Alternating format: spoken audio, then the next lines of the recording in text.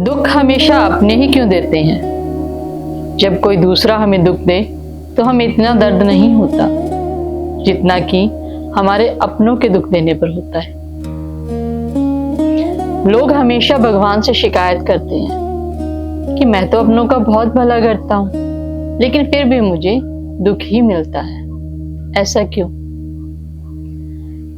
श्री कृष्ण के जीवन से हमें ये सीख लेनी चाहिए, क्योंकि द्वापर युग में श्री कृष्ण के साथ भी उनके अपनों ने कुछ अच्छा नहीं किया था। उनके मामा कंस ने उनकी माता देवकी और उनके पिता वासुदेव को जेल में रखा। जेल में कृष्ण का जन्म हुआ।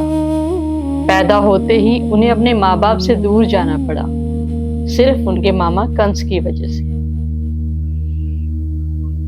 लेकिन फिर भी उन्होंने कभी शिकायत नहीं की कि भगवान होने के बावजूद उनके साथ ऐसा हो रहा है, क्योंकि वो जानते थे कि इंसान अपना कर्म अपने स्वभाव के वश में आके करता है। जैसा उसका स्वभाव वैसा उसका कर्म, हम उसको तो नहीं बदल सकते। ऐसे ही जब महाभारत का युद्ध होने वाला था तो श्री कृष्ण दुर्योधन के पास शांति प्रस्ताव के लिए गए थे, लेकिन दुर्योधन ने उनकी बात नहीं मानी। श्री कृष्ण ने महज ये कहा था कि अगर पांडवों को सिर्फ 5 गांव भी दे दिए जाए तो वो ये युद्ध नहीं करेंगे, लेकिन दुर्योधन नहीं माना, बल्कि उन्हें बंदी बनाने के लिए भी प्रयास किए। लेकिन कृष्णा जी वहां पर भी शांत रहे। तो अर्जुन ने सवाल किया, हे मधुसूदन, हमारे अपने ही हमारे खिलाफ क्यों हो जाते हैं? तो कृष्णा ने कहा, अर्जुन, ये लोग अपने स्वभाव के वश में हैं, हम इनको नहीं बदल सकते। सामने वाला अगर बुरा है तो हमें बुरा नहीं बनना, फिर उसमें और हम में फर्क ही क्या रह गया? हमें तो सिर्फ हमारी पहचान बरकरार रखनी है। करना सिर्फ इतना है कि हमें दूसरों को पहचानना पड़ेगा कि कौन हमारे लिए सही है और कौन हमारे लिए गलत है।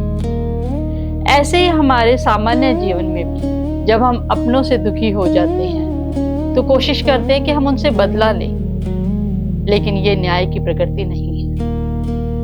श्री कृष्ण ने हमें कभी ये नहीं कहा कि हम किसी से बदला लें।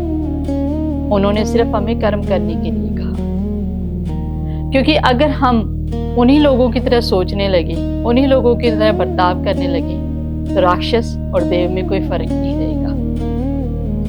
आप लोग इन लोगों को पहचान कर इनसे दूरियां बरकरार रखिए, इनसे सीख लीजिए।